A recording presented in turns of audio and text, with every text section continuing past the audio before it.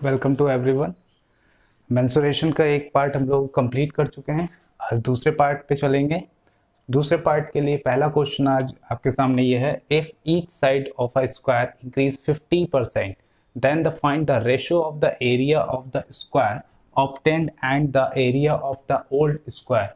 ये बताना है कि पुराना जो स्क्वायर है उसका एरिया और नया स्क्वायर जो है उसके एरिया में डिफरेंस कितना है। दोनों का हमें डिफरेंस यहाँ बताना है, दोनों का रेशियो बताना है यहाँ पर हमें। तो कह रहा है, मान लीजिए अगर पहला एरिया कुछ इतना बड़ा रहा होगा, पहला स्क्वायर इतना बड़ा है, तो दूसरा स्क्वायर कह रहा है वो 50% इंक्रीज कर गया है, यानी कि आधा इंक्रीज कर गया है। तो मान लीजिए वो अब इस साइज में हो गया। तो 50% से स्टार्ट कर देते हैं। 50% का मतलब क्या होता है? 50% को परसेंटेज में मैंने बताया था 1/2, यानी कि पहले एरिया कितना रहा होगा? पहले इसका एरिया था 2, अब कितना बढ़ गया? 1 इंक्रीज कर गया। तो 1 इंक्रीज कर गया तो इसका एरिया कितना हो जाएगा? 3, यानी कि एरिया कितना हो गया? 3/2। एरिया अब कितना हो गया? 3/2, यानी कि नए वाले का एरिया हो गया 3 और पुराने वाला का एरिया हो गया है 2। ठीक, चूंकि एरिया किस में होता है? स्क्वायर में होता है, तो इनका नंबर का हम कर देंगे स्क्वायर। तो जब 3 का स्क्वायर करेंगे तो हो जाएगा 9 और 2 का स्क्वायर करेंगे तो 4। तो रेशियो आ जाएगा, दोनों के बीच का रेशियो आ गया है। देखिए रेशियो में पूछा गया है पहले नए वाला एरिया, उसके बाद पुराना वाला। तो नए वाले का एरिया हो जाएगा 9 और पुराने वाले का एरिया हो जाएगा 4। तो इस तरीके से हम इस क्वेश्चन को निकाल सकते हैं। बहुत ही आसान था और बहुत आसानी से हम इस क्वेश्चन को निकाल लेंगे। चलते हैं नेक्स्ट क्वेश्चन के ऊपर। नेक्स्ट क्वेश्चन है, the area of a square park is 40,000 meter square, find the total cost of enclosure at the rate of 2% per meter. अगर रेट ऑफ इंटरेस्ट जो रेट लिया जा रहा है 2 रुपए पर मीटर के हिसाब से, उसको घेरने का जो कॉस्ट है वो 2 रुपए पर मीटर के हिसाब से है, और टोटल स्क्वायर के जो एरिया दे रखा है स्क्वायर का, स्क्वायर पार्क है उसका एरिया दे रखा है 40,000। ठीक है, तो सबसे पहले तो हमें एक साइड उसकी पता करना है। एंक्लोज करेंगे। देखिए एंक्लोज अगर किसी भी चीज को, किसी भी मान लीजिए ये बोर्ड है, ये हमारा ये जो बोर्ड है, और बोर्ड को हमें एंक्लोज करना है, तो इसके चारों तरफ ही तो हमें एंक्लोज करने का मतलब इस चारों तरफ ही तो कोई पट्टी लगाएंगे। कुछ भी अगर हमें चीज लगानी है तो इसके चारों तरफ ही तो लगाएंगे। यानी कि क्या निकालना पड़ेगा? सबसे पहले हमें पेरीमीटर निकालना पड़ेगा। एरिया हमारे पास है, हम पेरीमीटर निकाल लेंगे। अब एरिया क्या होता है? ए स्क्वायर होता है 40,000। ठीक है, 40,000 है। अब इसको कितना, अगर हम देखें तो 40,000 को कितना लिख सकते हैं? 40,000 का या तो स्क्वायर रूट निकाल दीजिए, या 40,000 को ऐसे भी लिख सकते हैं। 200 का स्क्वायर अगर कर दे तो भी वो 40,000 बनाएगा। देखिए एक एरिया है हमारे पास, एक स्क्वायर है, उसका अगर हर एक साइड 200 मीटर है, 200 मीटर है, तो इसका जो एरिया आएगा वो कितना आएगा? वो एरिया आ जाएगा 40,000 स्क्वायर मीटर आ जाएगा। 40,000 स्क्वायर मीटर आ जाएगा। अगर हम इसको ऐसे निकालें, स्क्वायर से स्क्वायर कैंसिल कर दिया, ए कितना आ गया? ए आ गया हमारे पास 200 मीटर। 200 मीटर आ गया है ए। अब हमें क्या निकालना है? क्योंकि हमें क्या करना है, इसके चारों तरफ एक बाउंड्री ड्रॉ करनी है। ठीक है, मान लीजिए एक स्क्वायर पार्क है, उसके चारों तरफ हमें बाउंड्री लगानी है। तो चारों तरफ बाउंड्री लगाने के लिए क्या जरूरत पड़ेगा? पेरीमीटर। तो पेरीमीटर निकाल लेते हैं। पेरीमीटर कितना होता है? पेरीमीटर होता है हमारे पास, पेरीमीटर 4a होता है। 4a कितना दे रखा है? 200 मीटर। तो कितना हो गया? 800 मीटर। अब कॉस्ट कितनी है? कॉस्ट है 2 रुपीज पर मीटर, यानी कि पर मीटर का जो कॉस्ट वो ले रहा है वो 2 रुपीज ले रहा है। तो क्या करेंगे? टोटल कॉस्ट कितनी हो जाएगी? टोटल कॉस्ट जो हमारी हो जाएगी वो 2 से इसमें मल्टीप्लाई कर देंगे। 2 से मल्टीप्लाई कर देंगे जो भी पेरीमीटर हमारा आया है। ठीक है, जब इसमें हम मल्टीप्लाई करेंगे तो कितना आ जाएगा? रुपीज आ जाएगा 1600। 1600 यानी कि 1600 हमारी टोटल कॉस्ट पड़ेगी उसकी बाउंड्री बनवाने में। ठीक है, इस क्वेश्चन में हमें डायगोनल यानी कि विकर्ण की लंबाई दे रखी है, लेंथ दे रखी है। Length of the diagonal is given here 6√2 दे रखी है centimetre, and what will be the ratio of the area and the perimeter of that square. उस स्क्वायर का हमें पेरीमीटर और एरिया के बीच का रेशियो निकालना है। तो सबसे पहले हम क्या करेंगे, यहाँ से डायगोनल दे रखा है, तो डायगोनल से हम क्या निकाल लें, डायगोनल की क्या फॉर्मूला होता है, कल हम लोगों ने फॉर्मूला बनाया था, उसी फॉर्मूले से हम क्या निकालेंगे, डायगोनल की वैल्यू, एक हमें साइड की वैल्यू निकाल देंगे। डायगोनल दे रखा है 6√2, ठीक है, और √2a बराबर होता है √2 से √2 कट गया, a कितना आ गया, a आ गया है 6, ठीक है, a कितना आ गया 6। तो एरिया की बात करेंगे तो एरिया कितना आ जाएगा, 6 का स्क्वायर करेंगे, भाई a स्क्वायर होता है साइड स्क्वायर होता है, तो 6 का स्क्वायर कितना हो गया, 36 हो गया। ये आ गया हमारा एरिया, एरिया कितना आ गया 36 सेंटीमीटर स्क्वायर। ठीक, आगे हमें निकालना है पेरीमीटर। पेरीमीटर के लिए क्या करेंगे, पेरीमीटर होता है हमारा, पेरीमीटर क्या होता है, ये सारी चीजें केवल एक्सप्लेनेशन के लिए हैं, लेकिन जब शॉर्ट में आप करेंगे तो यही डायरेक्टली आप निकाल देंगे। जैसे 6 आ गया वो 36 हो जाएगा, यहाँ पर 4 24 हो जाएगा, 3:2 आंसर आ जाएगा इसका। सिंपल इस तरीके से निकाल सकते हैं। ये तो बस आपके एक्सप्लेनेशन के लिए इतनी डिटेल्स में मैं बता रहा हूँ। तो 4a हो गया, यहाँ पर 4 × 6 करेंगे, कितना आ गया 24, 24 आ गया हमारा पेरीमीटर। हमें रेशियो किसका निकालना है, एरिया और पेरीमीटर के बीच में रेशियो निकालना है। एरिया हमारे पास 36 है, पेरीमीटर 24 है, 12 से कट कर दीजिए 3, और 12 से इसको कट करा 2, तो 3:2 हमारा आंसर हो जाएगा। तो 3:2 हमारा एरिया और पेरीमीटर का रेशियो आ जाएगा। इस क्वेश्चन में देखने क्या करना है, what will be the ratio of the area of a square and the square on the diagonal of this square। अब इस क्वेश्चन में हमें करना क्या है, इस क्वेश्चन में जो हमारे पास दे रखा है कि एरिया हमें निकालना है, हमें रेशियो निकालना है एक वर्ग और इसके वर्ग के विकर्ण पे बने वर्ग के क्षेत्रफलों का अनुपात हमें निकालना है। ठीक, इसके जो वर्ग का स्क्वायर हमें एरिया निकालना है, ठीक है, वर्ग यानी कि स्क्वायर का एरिया निकालना है, और एक स्क्वायर जो बना हुआ है वो इसके विकर्ण पे बना है, यानी कि डायगोनल पे बना हुआ है। किस तरीके से देख लेते हैं। मान लीजिए ये एक स्क्वायर है, ठीक है, इस स्क्वायर को हमने नंबर 1 दे दिया। ठीक, ये स्क्वायर हमारा हो गया, इसको हमने नाम दे दिया 1, और ये हो गया इसकी डायगोनल, ये हो गई इसकी डायगोनल। साइड ए ले ली, सारी साइड्स इक्वल होती हैं, साइड्स ए ले ली। आपको पता है जब ये विकर्ण निकालते हैं तो इसकी वैल्यू कितनी आती है, 2a आती है, विकर्ण आ गया 2a। अब विकर्ण पे कह रहा है, विकर्ण पे बन रहा है एक और स्क्वायर, इसी विकर्ण से एक और स्क्वायर बना देते हैं, ठीक है, इसी विकर्ण से नीचे बना देते हैं थोड़ा कि बड़ा हो रहा है। इसी विकर्ण से क्या करेंगे, एक और स्क्वायर बनाएंगे, ठीक है। देखिए कैसे बनेगा, पहले एक स्क्वायर बनाया, उसकी साइड ए दे दी, ठीक है, ऑल साइड्स आर ए।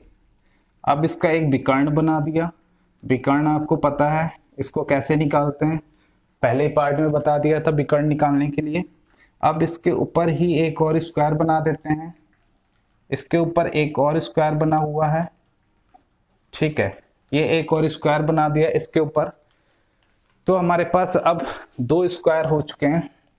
अब इसकी एक साइड कितनी दे रखी है, इसकी एक साइड दे रखी है √2a, तो ये √2a ये भी हो जाएगा, √2a ये भी हो जाएगा, और √2a ये भी हो जाएगा। ठीक, ये हो गया आपका पहला विकर्ण, पहला स्क्वायर, ये हो गया दूसरा स्क्वायर। तो पहले हम पहले स्क्वायर का एरिया निकालेंगे, एरिया पहले वाले के लिए निकालेंगे तो कितना आएगा, देखिए a स्क्वायर आ जाएगा, ठीक है, side into side a square हो गया। दूसरे वाले के लिए एरिया निकालेंगे, दूसरे स्क्वायर के लिए, तो कितना आ जाएगा, देखिए इसका स्क्वायर करेंगे जब इसका स्क्वायर करेंगे तो √2a का स्क्वायर करने पर मिलेगा 2a स्क्वायर, ठीक, 2a स्क्वायर मिल जाएगा।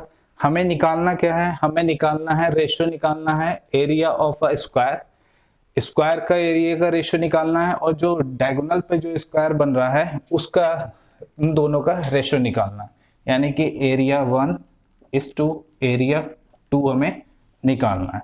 एरिया 1 कितना है, a स्क्वायर, एरिया 2 कितना है, 2a स्क्वायर, a स्क्वायर से a स्क्वायर कट गया, कितना बचा यहाँ पे 1 बचा, तो हो गया 1:2 2, तो 1:2 इसका आंसर हो जाएगा।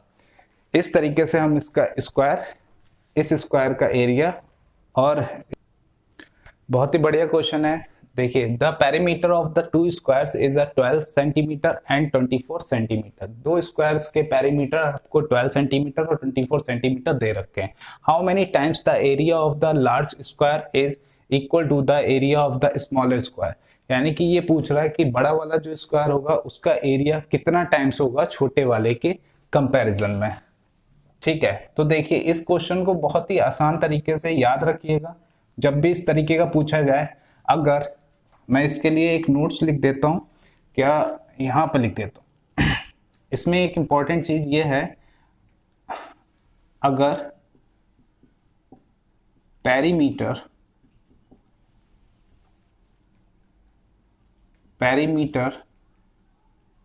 कितना हो रहा है, पेरीमीटर ट्वाइस हो तो एरिया 4 टाइम्स होगा। बिल्कुल याद रखिएगा, अगर perimeter, if the perimeter is twice, then area will be 4 times, the area will be 4 times of the smaller square. ठीक है, जो एरिया कितना हो जाएगा, 4 टाइम्स हो जाएगा। कैसे हो जाएगा देखते हैं इस क्वेश्चन को। आंसर इसका 4 टाइम्स हो जाएगा। देखिए, अब यहाँ पर कह रहा है पेरीमीटर ऑफ टू स्क्वायर, यहाँ पे 2 स्क्वायर बना लेते हैं हम। दोनों स्क्वायर का पेरीमीटर कितना कह रहा है, एक का पेरीमीटर कह रहा है 12। अच्छा, 12 पेरीमीटर कह रहा है, यानी कि साइड कितनी होगी, साइड 3 होगी। भाई जब 3 होगी साइड, तभी तो देखिए 3 3 3 3 6 9 एंड 12, तभी 12 होगा, पेरीमीटर 12 हो जाएगा। अब यहाँ पर एक बड़ा स्क्वायर है, इसका पेरीमीटर कह रहा है 24 यानी कि साइड कितनी होगी, 6 होगी। देखिए 6 4 जो 24 होता है, तो 6 6 और 6, जब 6 6 6 होगी तो कितना होगा, ये 24 हो जाएगा। तो यहाँ पे पेरीमीटर 24 है सेंटीमीटर, और यहाँ पर पेरीमीटर कितना है, 12 सेंटीमीटर। यहाँ तक क्लियर हो गया। उसके बाद हमें क्या निकालना है, एरिया का पता करना है कि एरिया कितने टाइम्स है। अच्छा, इसका एरिया निकालेंगे तो कितना हो जाएगा, इसका एरिया 9 आ जाएगा, और इसका एरिया निकालेंगे तो कितना हो जाएगा, 36 हो जाएगा। अब ये देखिए 9 जो है, 9 का कितना टाइम्स करें तो 36 हो जाए। देखिए 4 टाइम्स करने पर एरिया कितना आया है, इसका 9 आया है, इसका एरिया कितना आया है, 36 आया है।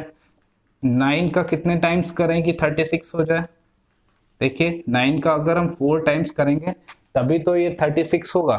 तो इसका आंसर हो जाएगा, आंसर क्या हो जाएगा, इसका आंसर हो जाएगा 4 टाइम्स। इस कॉन्सेप्ट को याद रखिएगा, बहुत ही अच्छा है, इसीलिए मैंने यहाँ पर इंपॉर्टेंट भी लिखा है। बहुत ही आसान तरीके से डायरेक्ट आंसर करना है, इसमें ज्यादा टाइम देने की जरूरत नहीं है।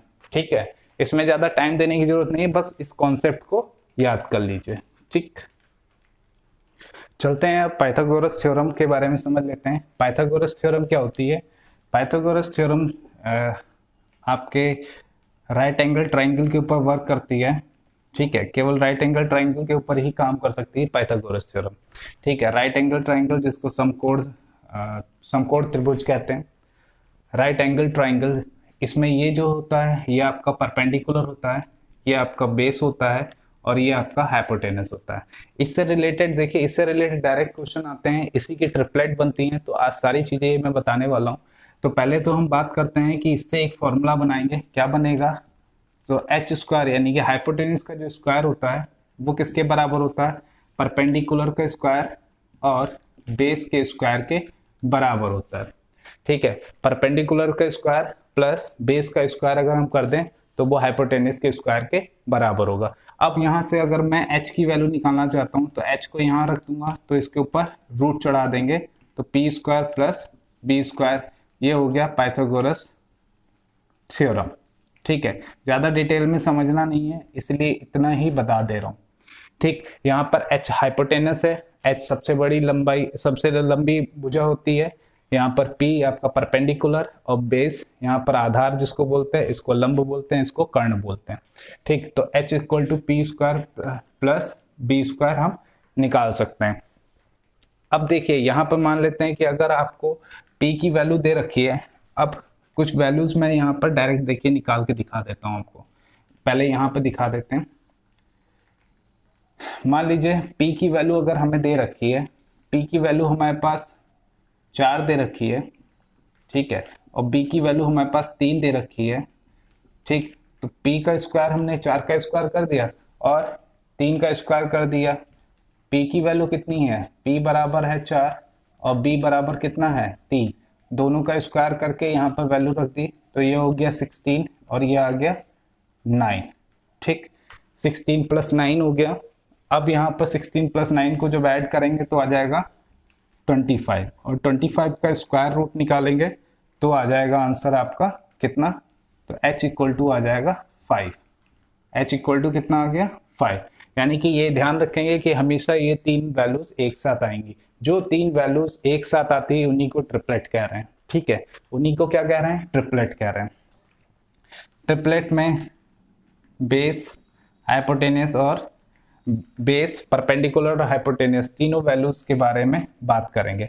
फॉर एग्जांपल जैसे कि यहाँ पर वैल्यू हमने 3 ले ली, p 4 ले लिया, तो ये हो गया 5, ठीक। तो 3 4 5 होता है, ऐसे ही 5 12 13 होता है, ठीक है। ऐसे ही वैल्यूज होती हैं। आपकी नेक्स्ट होती है, अगर हम ले लें 8, नेक्स्ट वैल्यू अगर हम क्या ले रहे हैं 8 ले रहे हैं और उसके आगे की नेक्स्ट वैल्यू हम 15 ले रहे हैं, 8 ले लिया, 15 17, तो 8 15 17 ये भी एक ट्रिपलेट बनाता है। ऐसे ही एक और ट्रिपलेट बनाएगा आपका। अब इसका अगर हम डबल करते हैं, देखिए इन्हीं 3 नंबर की सबसे ज्यादा, तो इन्हीं 3 नंबर की ट्रिपलेट्स आपसे पूछी जाती है, इन्हीं 3 नंबर्स की ट्रिपलेट सबसे ज्यादा आपको पूछी जाएगी, ठीक है। अब आगे बात करते हैं, एक और ट्रिपलेट जो इंपॉर्टेंट है वो है 20 21 एंड 29। अगर हम इसी का ट्वाइस कर दें, इसी का डबल कर दें, तो क्या ट्रिपलेट, नई ट्रिपलेट बन के आ जाएगी। अगर इन सब का ही डबल कर दें तो देखिए 6 8 10, इसका डबल कर दें कितना हो गया 10 24 26, इसका डबल कर दें 16 30 34। तो इस तरीके से ये अलग ट्रिपलेट्स और बन जाती हैं, ठीक है। ये ट्रिपलेट्स बहुत इंपॉर्टेंट है क्योंकि डायरेक्ट इन पे क्वेश्चन पूछा जाता है। मान लीजिए h की वैल्यू दे रखी है, p और b की वैल्यू दे रखी है, h की वैल्यू पूछ ली जाती है, या h की वैल्यू और p की वैल्यू दे रखी है तो b की वैल्यू पूछ ली जाएगी। तो इससे डायरेक्ट क्वेश्चन आते हैं। देखते हैं इससे रिलेटेड कुछ क्वेश्चंस को। इससे रिलेटेड क्वेश्चन हम नेक्स्ट क्लास में देखेंगे और नेक्स्ट क्लास में ही हम बात करेंगे रेक्टेंगल के बारे में, ठीक है। इसकी प्रॉपर्टीज के बारे में जरूर बात करेंगे और ये इनको लर्न करना बहुत इंपॉर्टेंट है, ये लर्न करना है आपको, ठीक है। इनको लर्न कर लीजिएगा और इन्हीं ट्रिपलेट्स के बेस पे कुछ क्वेश्चंस हैं। उसके बाद रेक्टेंगल है, क्यूबॉइड है, क्यूब है, उसके बारे में बात करेंगे। Till that time revise your concept, don't forget to like share and subscribe. Thank you, bye bye.